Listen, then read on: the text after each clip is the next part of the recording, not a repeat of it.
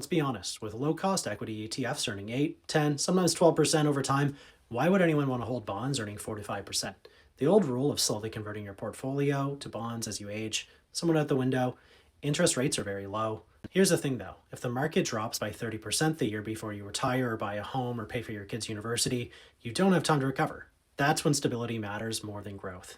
So, if you're holding bonds, you need to hold them in the right place. Otherwise, you're making a bad situation worse. Let me show you the math. So, you've got a bond paying 5%, seems simple, but watch what happens depending on where you hold it. TFSA, keep the 500, tax paid 0. RRSP, same thing, full 500, tax deferred. FHSA, also tax free. And since you're buying a home within 5 years, bonds could be a smart play depending on when you're going to actually withdraw that money. Non-registered, you make 500, CRA just took 250. High earners in Ontario and Quebec, you're at 53%, now you're keeping 235. With inflation at 3%, you're taking 100% of the risk to make real negative returns over time. You're lighting money on fire. Okay, let's look at the TFSA for a second. Maybe problem solved. Not so fast. Your TFSA is the most valuable real estate in Canadian tax system, the only place where massive growth is tax-free forever. Why is it a waste if you put that in bonds? 50K into bonds in your TFSA at 5% per year. 20 years later, you've got 132K tax-free. Feel safe. Scenario B is 50K, stocks, ETFs, let's say at 8%. 20 years later, $233,000.